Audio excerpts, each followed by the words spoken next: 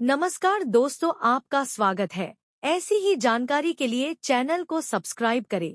आज हम कामदा एकादशी के बारे में जानेंगे।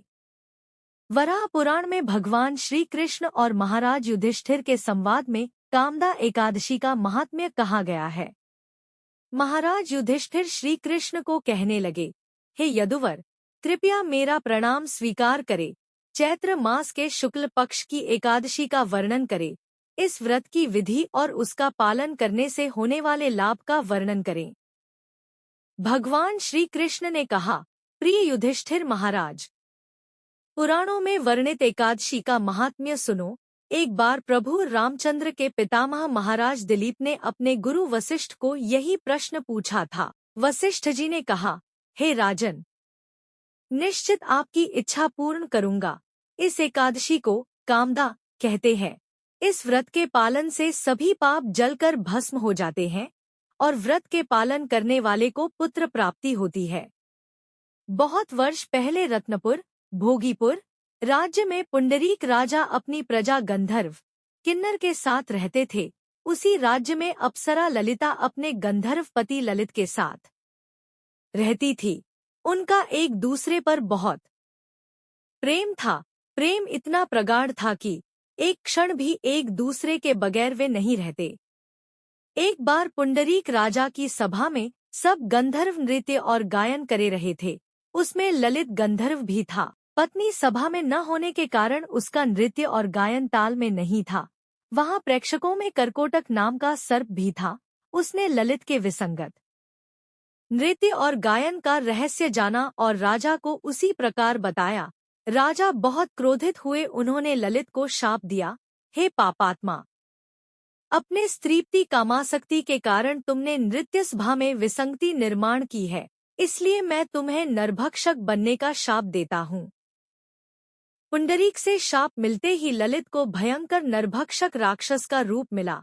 अपने पति का भयानक रूप देखकर ललिता को बहुत दुख हुआ। फिर भी सभी मर्यादाएं छोड़कर वह अपने पति के साथ वन में रहने लगी। वन में भ्रमण करते हुए विंध्य पर्वत के शिखर पर पवित्र श्रृंगी ऋषि का आश्रम ललिता ने देखा और तुरंत आश्रम में जाकर ऋषि के सामने उसने प्रणाम किया। उसे देखकर श्रृंगी ऋषि ने पूछा, तुम कौन हो? तुम्हारे पिता कौन है? तुम यहाँ किस कारण से आई हो? ललिता ने कहा, हे ऋषिवर, मैं ललिता वृंदावन गंधर्व की कन्या हूँ। अपने शापित पति के साथ मैं यहाँ आई हूँ। गंधर्व राजा पुंडरीक के शाप से मेरे पति राक्षस बने हैं। उनका यह रूप देखकर मुझे बहुत दुख हो रहा है। कृपया इस शाप से मुक्ति मिलने का उपाय कथन करें, जिस प्रायश्चित से मेरे पति की राक्षसी योनि से मुक्तता हो। ललिता की नम्र विनंती सुनकर श्रृंगी ऋषि ने कहा, हे गंधर्व कन्या, कुछ ही दिनों में चैत्र मास के शुक्ल पक्ष की कामदा एकादशी आएगी। इस व्रत का तुम कठोर पालन करो और तुम्हें मिलने वाला सभी पुण्य अपने पति को अर्पण करो, जिससे वह इस शाप से मुक्त हो जाएंगे। ये एकादशी सभी इच्छा पूर्ण करने वाली है। हे राजन, ऋषि के कहनुसार ललिता ने आनंद पूर्वक और कठोरता से इस व्रत का पालन किया। द्वादशी के दिन भगवान वासुदेव और ब्राह्मणों के समक्ष उसने कहा, मैंने अपने पति की शाप से मुक्तता कराने के लिए इसका पालन किया है। इस व्रत के प्रभाव से मेरे पति शाप मुक्त हो जाए। और क्या आश्चर्य, नरभक्षक ललित पुनः गंधर्व बना। उसके बाद ललिता और ललित सुख से रहने लगे। भगवान श्री कृष्ण ने कहा, हे युधिष्ठिर महाराज, हे राजेश्वर, जो कोई भी इस अद्भुत कथा का श्रवण करेगा और अपनी क्षमता के साथ इसका पालन करेगा, वह ब्रह्महत्या के पातक से और आसुरी शाप से मुक्त हो जाएगा। दोस्तों, लाइक, कमेंट एंड सब्सक्राइब करें।